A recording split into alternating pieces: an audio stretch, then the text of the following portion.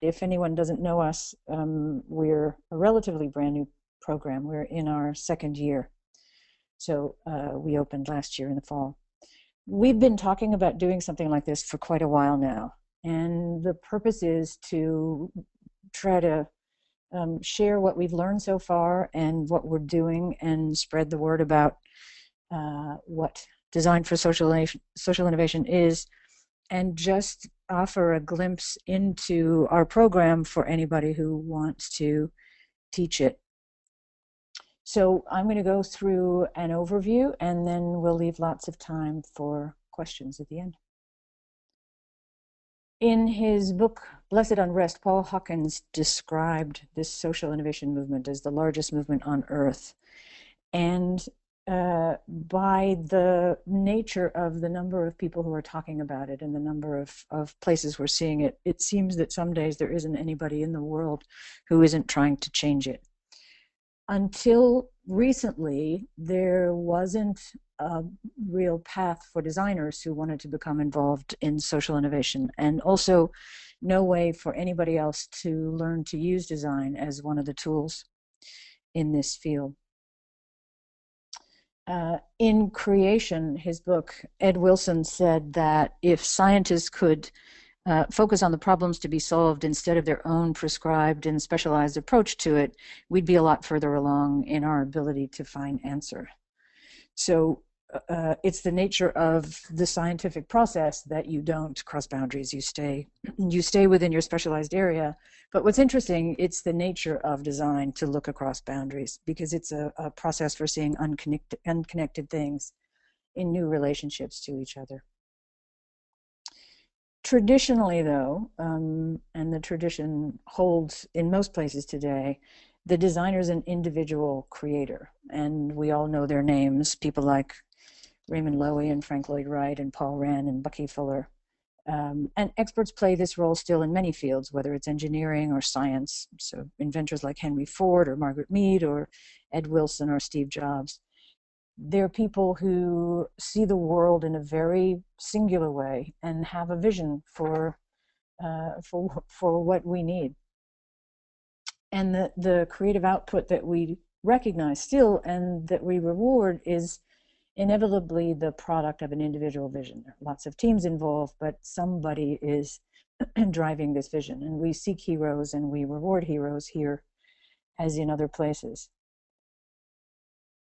If you look at the traditional design skills that are required to be a designer, they are very much specialized, having to do with giving things form and graphics and interaction and programming and identity design. So it's a fairly narrow niche, and it's mostly defined and directed by clients, because design in its professional form has grown up to serve business for the most part. But in fact, we've reached the point where the power of single individuals to solve the complex problems that humanity faces, no matter how brilliant they are, is unrealistic. And to make cities vibrant places for everybody who lives in them, to help multinational corporations to be a force for good, and to create for-profit businesses that are built on products and services for a sustainable future, requires adapting the traditional skills of experts to the transformation of complex systems at much larger scale. So we need to evolve from creators to creative transformers, and from authors to partners. Social innovation is design. It's design that's collective and integrated and inside communities. And it also, and this is really important, means that more people can do it. It's not a particular set of craft-based skill sets. It's a way of seeing and creating that's widely accessible to far more people. So there's a new design that's emerging, and it's based on the premise that what really needs to be fixed is human behavior and potential and creativity, not things or the systems that are outside of ourselves. There's a group of educators who get together annually at the Winter House Institute. And the last time we got together, we made a map of this landscape of design for social innovation that starts, the axis at the bottom is how big an impact the design has, and as you go up, it's the number of different, the scale of collaboration. So if you think about that traditional individual designer, it's down in the lower left corner, and moving up it goes to collective design, as we've seen. And then we also took the category of food to look at laying out some real examples to see how this tracked. So again, in the bottom left, if you had a designer who wanted to make a nutrition poster to teach people better ways of eating, that would be standalone creation, and it would be for a small, basically individual experience. Moving over to the right, somebody like Jamie Oliver, who's still an individual, but has the intention to create a whole food revolution. And then as you go up, you can see that if you want to engage cities in creating urban architecture or agriculture from in vacant lots, you suddenly have many more diverse kinds of people to work with. You have to align visions, and the design process is a very, very different one and requires different skills. So we've added to those traditional design skills a category of social design skills, which are mapping and storytelling and prototyping, iteration, communication at a different level, persuasion, research, and particularly ethnographic methods, innovation, critical thinking, writing, cross-disciplinary problem solving, project management at a much bigger scale, identity development that's very different in social innovation design, and I'll talk about that in a minute, documentation, synthesis, analysis, and facilitation. So the traditional design skills still play a part in it, but this new set of skills are the ones that really are able to take the processes and the thinking of design and scale it. Applied to business and institutions and communities, social innovation design is what can be used to shift cultures and ignite creativity and accelerate the kind of transformational opportunities that we think the world needs most right now. So they can engage a culture in imagining and realizing its own future. So this is essentially what our program teaches, and it's why we decided to do this, to think of the designer as a creative transformer at a scale that's different than designers have engaged before. This is a map that one of our grad students did that just basically tracks the connection between what we're offering, which is curriculum, guest lectures. We have a lot of events. We work on client projects and have workshops throughout the year. We have partnerships with different organizations. The faculty are all professionals out working in the world, and then we connect students to people on the outside in all kinds of ways. And between the faculty and the students themselves, the networks that we have within the worlds of design and philanthropy and business are quite remarkable. So you'll see there's 3 circles next. There's the traditional design skills that we talked about, the social design skills, and then the green one in the upper right is really a set of skills that that anybody who works in social innovation needs, right? So they're not particularly design skills, but they're required, and that has to do with relationship building and sympathy, humility, the ability to partner and collaborate, the ability, which is not so easy, we find, for people to stand up and explain a theory of change, negotiation, leadership, systems thinking, contextualizing, prioritizing, and financial management. Moving to the right are the kinds of places that we see a need for design for social innovation in design agencies, as entrepreneurs, in philanthropic organizations, business, in the public sector, in the social sector, and in multinational corporations. And then again, moving to the right is just a series of examples of some of the projects that our students have done already. So we included just a few examples of how this works and where it shows up and how it's different. The notion of identity has always been a big part of design. It's always been, there are many, many companies around the world who are dedicated just to looking at that. And it means a particular thing, and it usually has to do with a set of characteristics and a visual identity.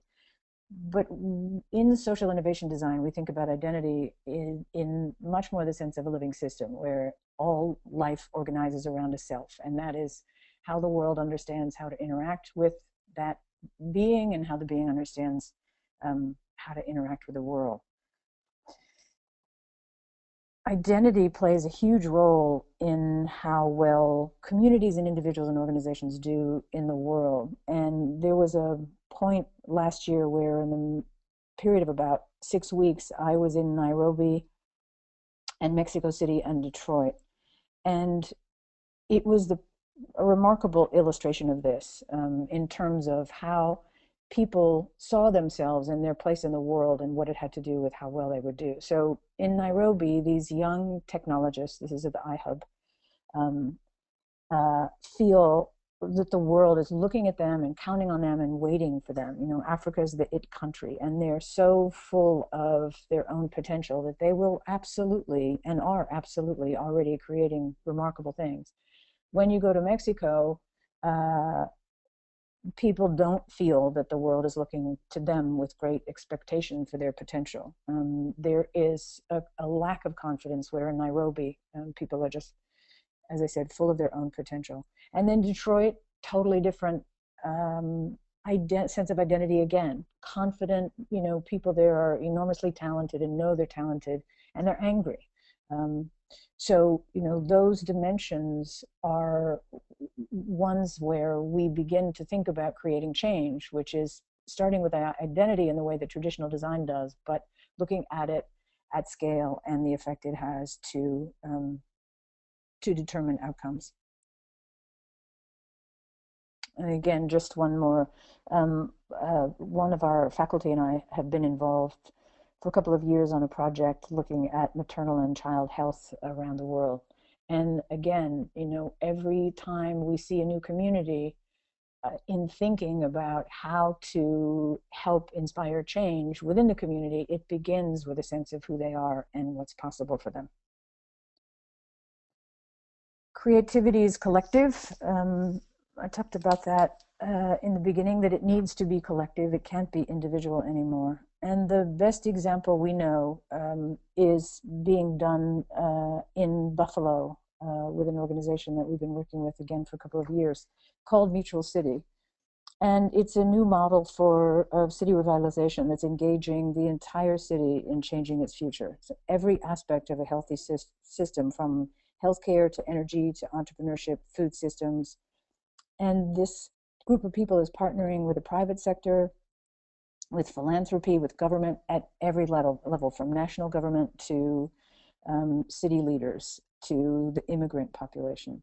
So every organization needs this kind of collective creativity where everyone is fully engaged and everyone feels they have a voice in it. And again, the way that design is used, some of the same principles of how you make a future visible for people, how you align different people around a shared vision of what their future is.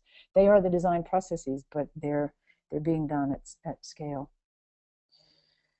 And playing is emerging as a huge part of social innovation design. Game design is huge everywhere, but in social innovation design, it is games with intentional outcomes that engage masses of people at the same time. One example is one of our faculty members, Asi Burak, is created the game portion of the Half the Sky program, and it's on Facebook now. There are 1.1 million people who've played it and all gotten engaged, and the contributions have been beyond anybody's expectation. A big part of what we do and what we teach is how to, first of all, begin to see things that are invisible, that actually drive the visible outcomes we see, and make those available to other people so that aspects can be understood in the same way and acted upon.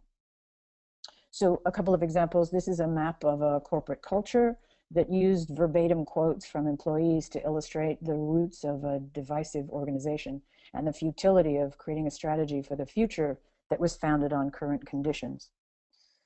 This is a map done by one of our students on light pollution. So maps can be used to illustrate wicked problems so that the system is visible and again can be understood, can lead to a shared understanding of what the issues are. And then we're also teaching data visualization, which is a great, exciting passion of everyone. In this case, it's a map that shows the dynamics of inequality and the fact that while inequality is decreasing at a macro scale, it's increasing in a local scale. In this case, Soho compared to the South Bronx. And most important, that relationships are the beginning and the end of life. No matter whether it's a business or a city or any kind of an organization, they are built on nothing but relationships, and communication is the basis of our relationships. So communication design is taking on a much greater and a different role in social innovation design.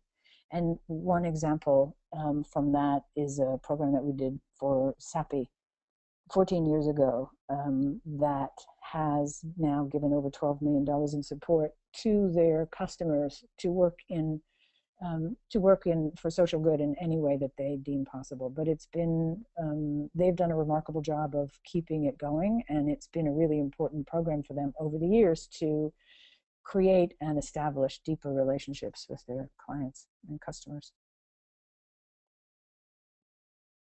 And related to the crossing of boundaries, that disruptive innovation never comes from the expected places by definition. So this capacity that design has for recognizing patterns and seeing across boundaries to make connections is a really important one. Paul Pollock is on our faculty at large, and he's the best example of somebody who won't be contained by boundaries. He was a shrink and became an engineer, is a self-taught designer, he's an entrepreneur. He has brought more people out of poverty, over 20 million people now, probably than any other single person. And he is, even though he's not trained as a designer, he's one of the best examples of design for social innovation I know. And stories are also playing a much bigger role in social innovation design and in learning to write stories that have specific and intentional outcomes.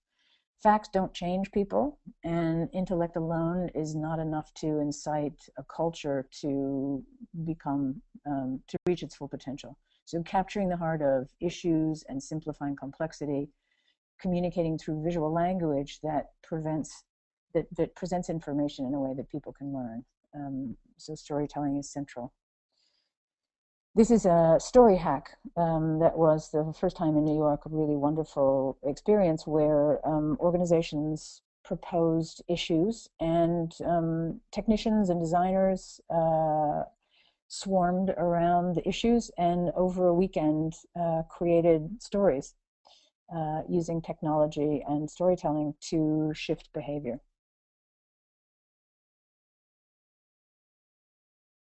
One of the things that we feel strongly about is that creativity is key, and it's actually bigger than innovation, and design is more than thinking. So a couple of shifts here. The holy grail in business has become innovation, and it's expensive and elusive, whereas creativity is shared and it's central to innovation, and it's cheap because everybody can do it, and it's reliable. And design thinking is a meme, we feel, that's become wildly popular. But design and its potential are much bigger than that. So one of the things we're trying to do is help to define design as something more integral to the whole strategic process, and to avoid some trendiness that we see of the promise that you can spend a weekend in a meetup and have some lasting impact in the world. So I'm going to talk a little bit now about the program and how the courses work and what we actually teach. First, there's a guest lecture series that we do. It's actually for first and second year students, and we have remarkable people come in once a week, everybody from foundation heads to social entrepreneurs. Last night we had the person at MTV who's responsible for all of their youth activism programs. But the purpose of this guest lecture is to introduce students to the fullest possible landscape of social innovation, what it is, how it shows up, all the different ways that there are to be a social innovator. You can do it in almost any kind of business, and you can do it in so many different ways. So the purpose of this is just to say, to the fullest extent we can, this is what this thing is, and this is what it looks like when it shows up. Fundamentals of Design for Social Innovation is a class that really helps someone as an actor. You are a person in a community. Who do you have to be, and how do you have to act in order to lead change in that community? What are the change models? What are the personal skills you need? What are the dynamics? How do you facilitate? How do you start a dialogue? So it's central to the program. Then human, natural, and social systems is a look at systems play a big role in everything we do, but in this case it's systems on the ground. When you look at intervening in an issue or solving a problem somewhere, what are the barriers? What are the systems that can touch that? So what are the different kinds of organizations working on it? Where do they overlap? How do they work together? And how do you learn tactically to begin to identify levers in the system? Communication design is the next one, and it is really, most people we find think about communication as self-expression. They think about design as self-expression, but there are very few places where you can learn how to have an intentional effect with that. So it's an awareness of audience, and a facility for understanding the potential of communication and how to basically master its effects. Then mapping and models and visualization design is the first year understanding of how to map and represent abstract concepts. Second year students are working on their thesis to a large extent, but they also are studying entrepreneurship and leadership, and they're actually getting practice launching their own businesses. And then metrics and data visualization, which is understanding what to measure, and then being able to translate that into visualization of the data that informs and makes it accessible to other people. One of the things we did this year that I think has turned out well, the first year students worked on a wide variety of issues, and the faculty found it difficult to sort of keep track of who was making progress on what. So this year was an experiment to see, if we started on food systems, would it be easier to monitor how the students were moving through things? And so we've done that in a couple of different ways, and also based on the premise that none of these big systems are disconnected from the other systems. So you could start anywhere and get to any of them. So as this semester goes on, and as we approach spring, students will be sort of moving out from food systems and identifying the places where they want to begin to work more deeply. And just a sample, in the class that I teach for communication design, we work with clients. And so this year we're working with Runa, which is a startup organic tea that also supports communities in the Ecuadorian Amazon. Local Orbit is a startup around creating markets for local food to benefit the agriculture community and health. Bun app is a nutrition app that we're designing a new functionality for. Fiora di Nono is a wonderful woman who is making small batch mozzarella, and through that trying to save the dairy industry in the country. And then Plum Organics is a division of Campbell's Soup. And they're intentionally designed to be vastly different in terms of scale and their approach, their way into food. So students can self-organize around one of these clients and then have the experience of solving problems for them through this class. And then we also have a partnership with University in Seoul. So a team of students over there is working on how they would launch Runa tea in Korea as we do it in the States. Our faculty at SVA are all professionals, and we have intentionally brought together a group of people who are wildly diverse. A very small percent of them are actually designers in the traditional sense, because we want that diverse perspective, and we believe that this only works if design touches other parts of the world and integrates other kinds of thinking. So Bill Gordon has a PhD in science and an MBA from Wharton. We have people here who have been for years at big corporations, head of design research at the Mayo Clinic, editors and business people and educators. A really exciting and wonderful group of faculty. And then these are the two cohorts, first and second year, and they represent 13 countries now. And that's been, I think, one of the best, not fully surprises, but one of the best outcomes, to see how that diversity of culture helps them understand issues around the world and how they work through things together and the kinds of relationships they've made.